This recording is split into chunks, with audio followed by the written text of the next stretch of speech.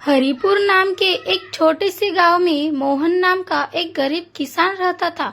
मोहन बहुत ईमानदार और मेहनती था। उसके साथ उसकी प्यारी बेटी गीता रहती थी। गीता सीधी सादी, संस्कारी और अपने पिता की बहुत सेवा करने वाली लड़की थी। मोहन अपने खेतों में हल चला रहा था, तभी वहां पर गीता आई।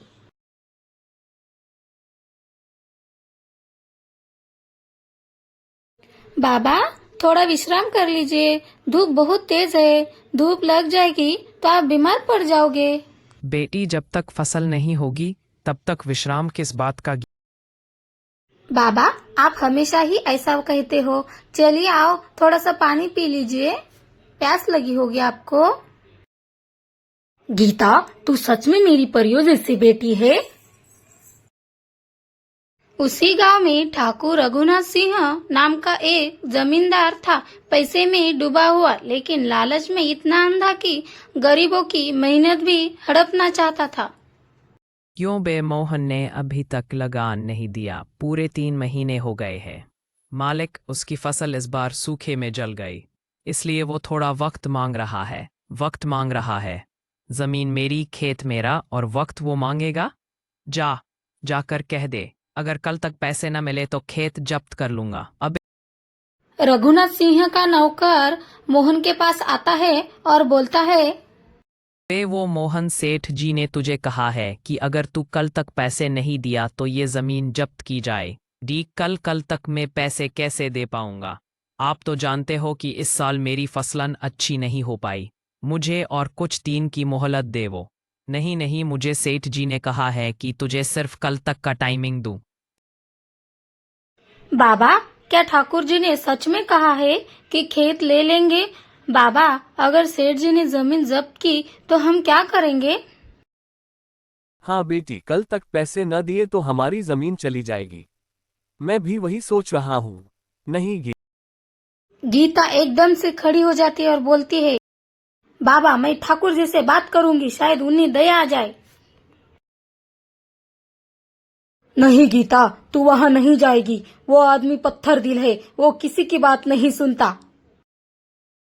फिर क्या करे बाबा? और कोई दूसरा चारा भी तो नहीं है हमारे पास। हमारा तो सब कुछ उसी जमीन पर निर्भर है। आप तो जानते ही हो ना। हाँ गीता, मुझे पता है, लेकिन मैं भी कुछ कर तो नहीं सकता ना। गीता ने मोहन की बात नहीं सुनी और ठाकुर रघु सिंह के यहाँ चल पड़ी। कौन है तू?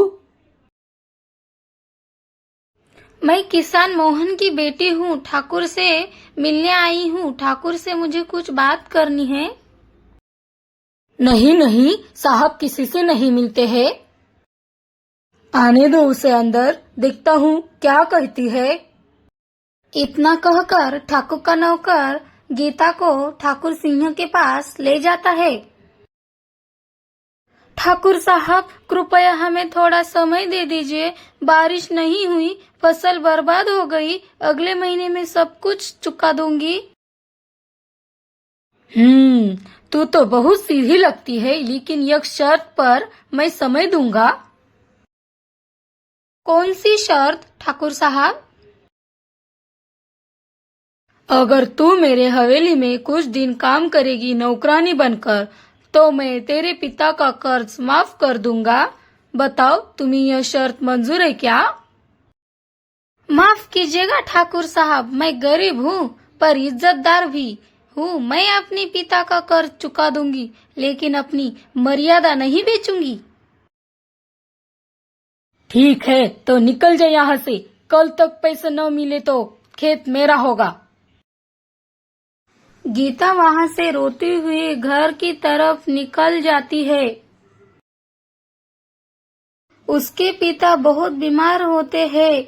जब गीता वहां पर देखती है तो वहां से उठ खड़े हो जाते हैं और बोलते हैं, गीता, चिंता मत कर, भगवान कुछ न कुछ रास्ता निकाल लेंगे बेटा, टेंशन मत लो बेटा। बाबा, मैं आपको कुछ नहीं होने दूंगी। बाबा आप टेंशन मत लो, मैं गांव वालों को कुछ मदद मांग लूंगी, शायद वह हमारी कुछ मदद करे। बाबा आप खड़े मत रहो, आपकी तबीयत बरोबर नहीं है, आप सो जाओ बाबा, आप सो जाओ बाबा।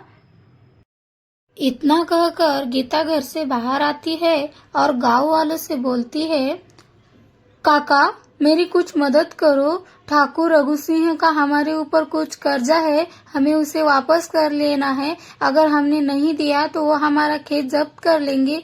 आप थोड़ी थोड़ी मेरी मदद करिएगा। गीता हम सब थोड़ा थोड़ा दे देंगे, ठाकुर का लालच ज्यादा ही नहीं चलेगा। अभी गांव वालों ने मिलकर गीता की मदद की। किसी ने अनाज दिया, किसी ने पैसे दिए, किसी ने कुछ ना कुछ तो दे ही दिया। उससे गीता की कुछ मदद हो पाई। अगले दिन गीता और गांव वाले हवेली पर पहुंच जाते हैं। गीता बोलती है, ठाकुर साहब ये लीजिए लगान के पैसे, पूरे पैसे हैं, गिन लीजिएगा।